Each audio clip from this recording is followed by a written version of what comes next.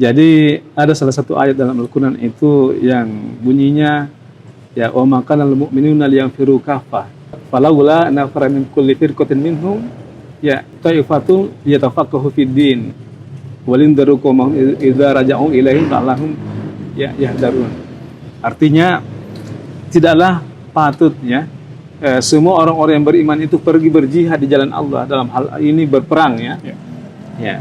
Kenapa tidak? Itu ada segolongan ya dari mereka itu yang pergi memperdalam agama. Memperdalam agama. Tafakuh fiddin. Pergi ke pondok pesantren ya, pergi meninggalkan kampung untuk belajar agama ke seorang guru dan sebagainya. Perdalam agama. Kemudian nanti kembali ke kaumnya, ke masyarakatnya untuk memberikan peringatan agar mereka itu ya waspada. Ya.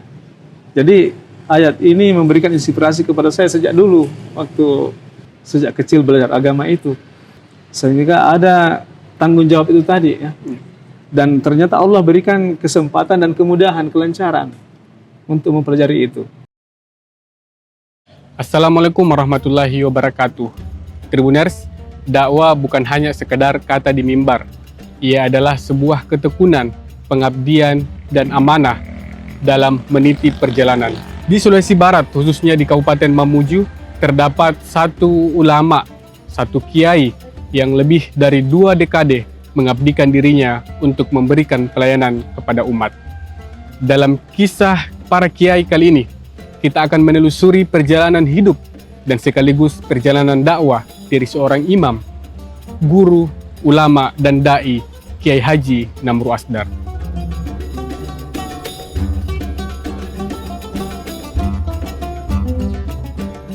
Sosoknya dikenal tenang, bersahaja, dan teguh dalam prinsip. Ia adalah Haji Namru Asdar, atau yang akrab disapa Kiai Namru. Lahir di Sopeng 23 Agustus 1973, ia kini menetap dan mengabdikan hidupnya di Mamuju, Sulawesi Barat. Lebih dari 26 tahun, Kiai Namru menjadikan dakwah sebagai jalan hidup mengisi majelis ta'lim, mimbar masjid, dan ruang-ruang pendidikan umat. Nah, Kiai, di antara kesibukan dan aktivitas yang dilakukan hari ini, bagaimana Kiai memaknai diri Kiai hari ini? Apakah sebagai da'i, imam masjid, atau pelayanan umat? Saya rasa ya dengan beberapa kegiatan-kegiatan yang saya lakukan ini, saya rasa ini lebih ke pelayan umat ya. Ya. Sebagai khadimul ummah, situ ya sebagai da'i mubalik, sebagai imam masjid, kemudian tempat konsultasi masyarakat berkaitan keagamaan, juga memberikan mediasi-mediasi ya kepada masyarakat yang membutuhkan pelayanan di bidang keagamaan itu. Ya. Ini dalam perjalanan dakwahnya ini kan Kiai sudah berjalan cukup lama. Apa yang Kiai syukuri dalam perjalanan hidup dan dakwah yang sudah puluhan tahun ya kalau hitungannya ini? Jadi kalau berkaitan dengan masalah kesyukuran, ya tentunya tidak bisa kita mengungkapkan seberapa besar. Tapi ya alhamdulillahirabbil alamin, segala hal Allah berikan meskipun aktivitas kita itu mungkin dari segi pendapatan ya tidak seberapa, tetapi balasan yang Allah berikan itu luar biasa ya. Banyak kemudahan hidup yang Allah berikan kepada kami, saya pribadi, yang tentunya itu sulit untuk kita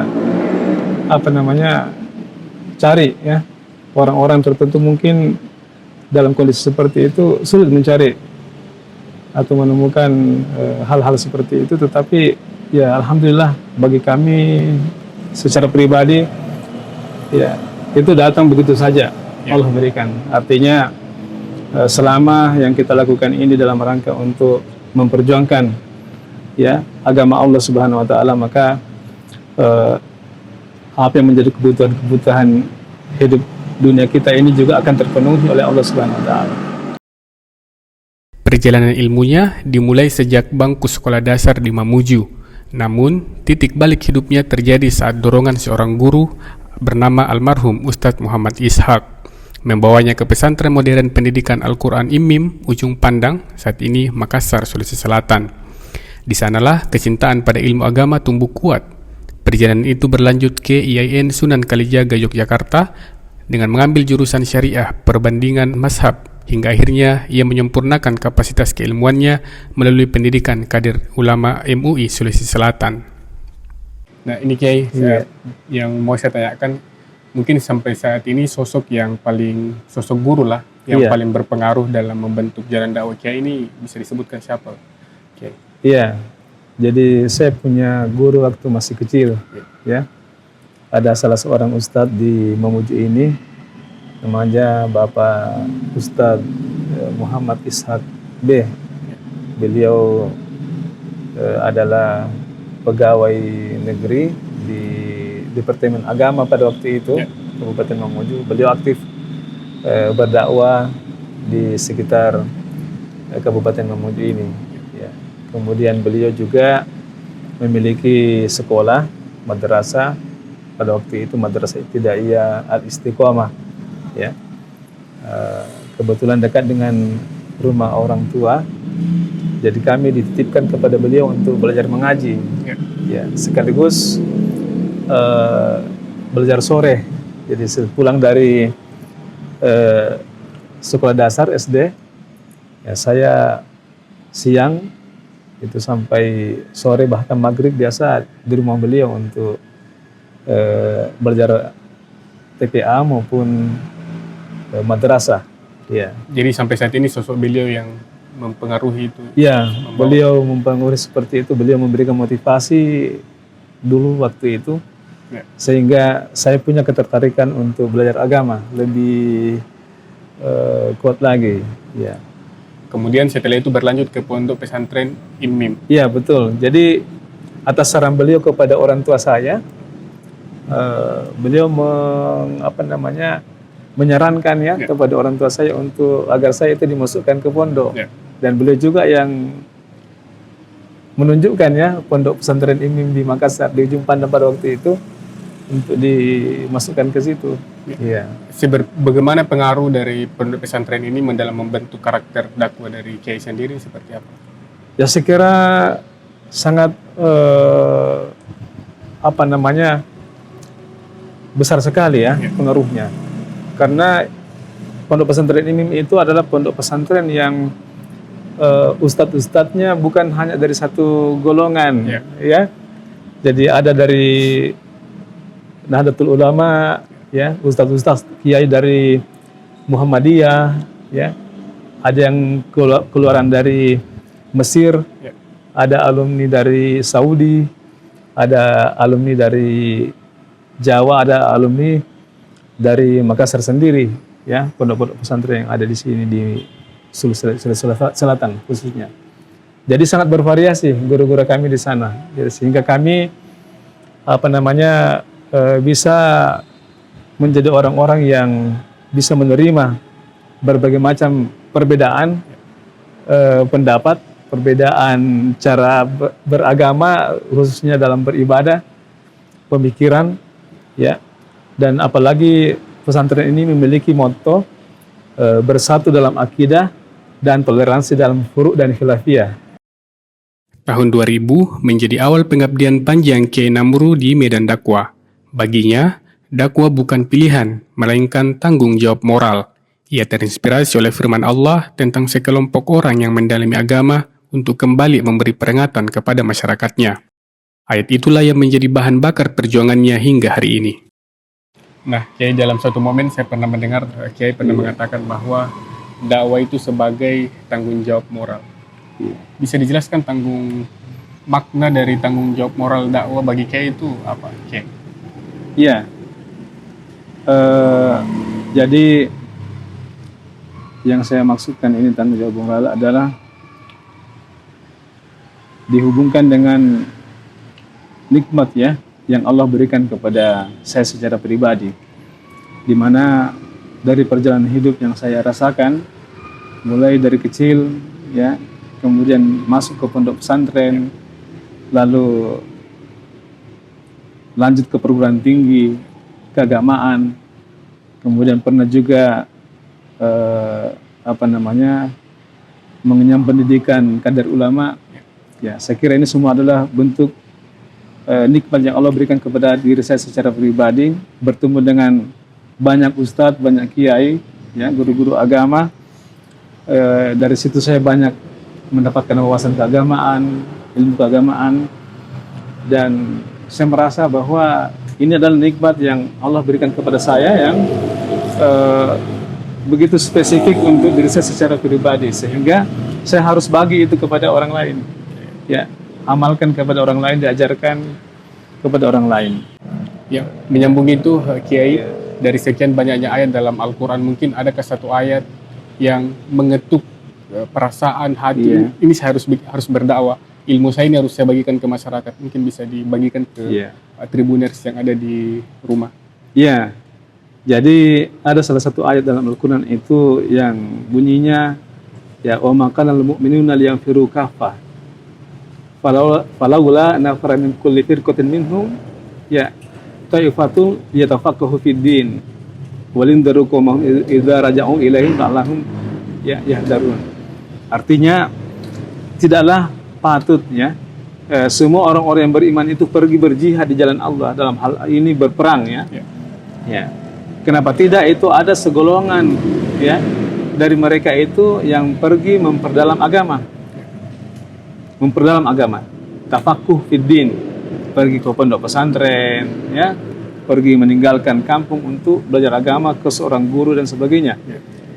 Perdalam agama, kemudian nanti kembali ke kaumnya, ke masyarakatnya untuk memberikan peringatan agar mereka itu, ya, waspada. Ya.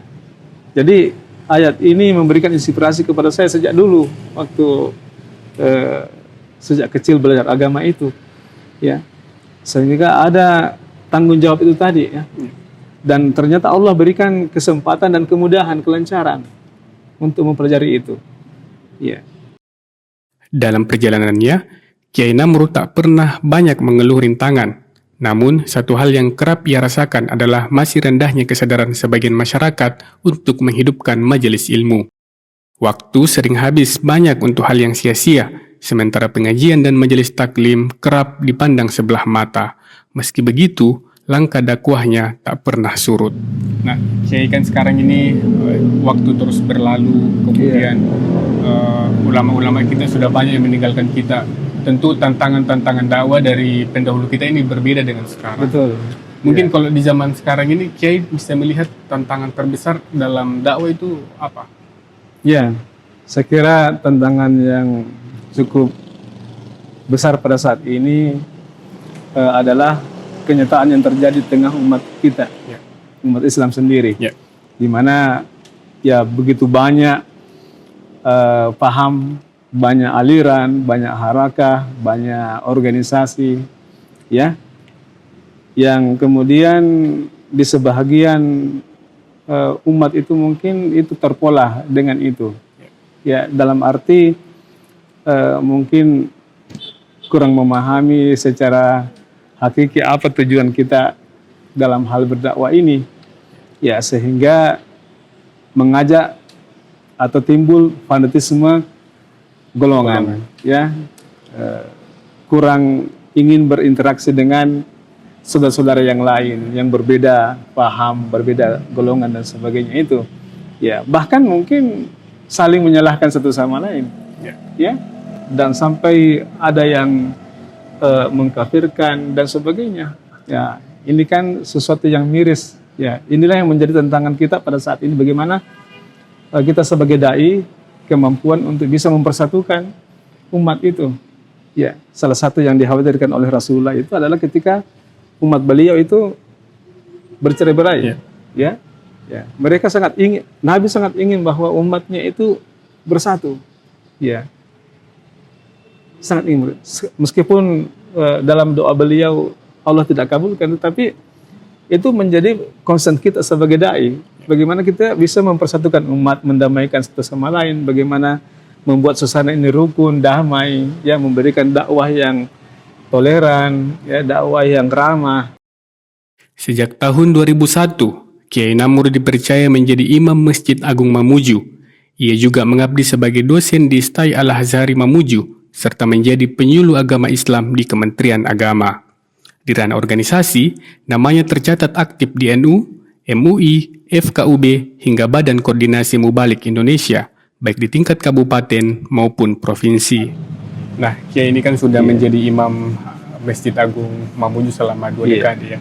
Iya. Apakah ini menjadi sebuah beban yang Kiai rasakan atau seperti apa pandangannya? Iya, saya kira ini bukan suatu beban ya. Ya. Tapi amanah. Amanah, dan sejak kecil saya sholat 5 waktu di masjid. Ya. Jadi sudah menjadi kebiasaan itu sholat di masjid, sehingga untuk masalah menjadi imam itu bukan sesuatu yang beban ya. Justru itu menjadi suatu kehormatan ya bagi saya untuk bisa dipercaya memimpin jamaah dan juga kegiatan-kegiatan sosial keagamaan di masyarakat. Ya. Ini kan selain menjadi imam di sini juga mengajar sebagai dosen, kemudian juga sebagai penyuluh agama. Iya, betul. Bagaimana membagi waktu itu antara mengajar, kemudian berdakwah dan melayani umat serta dalam kehidupan keluarga? Iya, jadi kehidupan saya seperti ini itu sudah berlangsung lama ya. Bisa dikatakan sejak tahun 2001 itu sudah aktif seperti itu dengan berbagai macam kesibukan, sehingga saya kira kita memang perlu untuk memiliki manajemen waktu ya, untuk bisa mengatur semua itu. Tapi alhamdulillah ya, apa yang kita rencanakan, apa yang kita programkan itu tidak mengganggu ya urusan-urusan yang utama yang menjadi tugas pokok kita ya. Seperti sebagai PNS misalnya ya, saya punya jabatan penyuluh agama. Itu lebih banyak di luar kantor ya, memberikan pelayanan kepada masyarakat, berdakwah di majelis-majelis taklim maupun di masjid. Ini justru banyak waktunya itu di luar jam kantor. Iya. Sehingga untuk di kantor itu kita punya waktu cukup untuk bisa bertemu dengan teman-teman yang lain ya, dalam hal misalnya rapat-rapat dan sebagainya ya. Jadi bukanlah hal yang sulit untuk itu, karena kalau sudah menjadi kebiasaan ya, saya kira tidak ada yang sulit ya. Jadi kadang-kadang memang dalam satu hari itu kita punya kesibukan mulai dari subuh sampai malam itu full ya. Ada yang berupa dakwah dicampur dengan rapat, lagi dicampur lagi dengan kegiatan seperti sebagai imam ya. Nah, itu. Di balik kesibukan dakwah, Kiai Namru adalah kepala keluarga yang sederhana. Bersama sang istri, Ngantini, ia membesarkan 3 orang anak dalam suasana rumah yang hangat dan penuh nilai keislaman. Bagi Kiai Namru, keluarga adalah pondasi utama dakwah. Nah, Kiai kan kalau kita mendengar peribahasa di balik lelaki sukses ada perempuan hebat di belakangnya. Mungkin dalam dakwah Kiai ini ada sosok peran keluarga yang mendukung dakwah Kiai sampai sejauh ini. Iya, saya kira yang pertama istri ya. Iya. Selama ini itu sangat mendukung ya kegiatan ini. Ya, sebelum orang tua saya meninggal, ibu itu sangat mendukung. Iya. Nah, kemudian Kiai ini kan juga punya anak. Iya. Dan kadang juga kalau jamaah itu kadang melihat jangan kita fokus ke orang lain kalau di keluarga kita tidak beres sendiri. Iya, betul. Pasti ada beban tersendiri bagi Kiai untuk mendidik anaknya. Mungkin ada nilai-nilai sendiri yang diajarkan atau ditanamkan ke anak-anak Kiai sendiri. Iya. Jadi selain tentunya pendidikan rumah tangga sejak anak-anak ini masih kecil. Ya, sejak kecil anak-anak saya ini banyak besar di masjid. Masjid ini, di Masjid Agung ini. Ya, karena saya juga menjadi guru mengaji di sini, guru TPA di sini. Jadi setiap hari saya bawa anak-anak itu sejak kecil mereka, bahkan sejak bayi, ya, sama-sama dengan ibu itu melihat bagaimana kita mengaji, mengajar agama, dan ketika anak-anak ini sudah cukup waktu untuk juga belajar di situ, ya mereka juga harus duduk di situ di depan saya untuk diajar. Ya, itu yang kami ajarkan. Kemudian setelah tamat SD, ya, saya masukkan ke pondok pesantren, ya, pilihkan sekolah yang Islami, yang sekolah-sekolah yang di situ ada pendidikan Islamnya yang cukup lah, ya, diberikan di situ. Jadi saya kira itu usaha. Tentunya dalam hal ini juga saya berusaha secara pribadi dan keluarga untuk ya menjadi orang tua yang baik, yang bisa kemudian menjaga anak-anak ini ya dengan doa. Jadi para orang tua mungkin yang di luar sana banyak kesibukan di luar, ini tidak bisa menjadi alasan untuk melupakan untuk mendidik anak di rumah ya? Ya tentu ya, saya kira seperti itu harus ya. Banyak faktor yang harus kita siapkan sebagai orang tua untuk mendidik itu. Bahkan sebelum anak kita lahir pun dalam agama itu didiklah anakmu itu ya 25 tahun sebelum lahirnya. Itu artinya ya kita sendiri tergantung bagaimana kita mendidik diri sendiri untuk bisa mendapatkan kualitas anak yang soleh.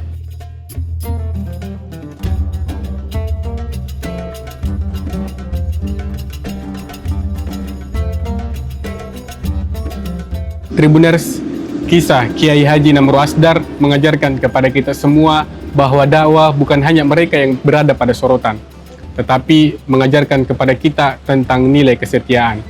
Setia pada ilmu, setia pada umat, dan setia pada panggilan jiwa. Inilah kisah para kiai, nilai yang mengajarkan kita tentang cahaya yang tak pernah padam walau tidak terlihat.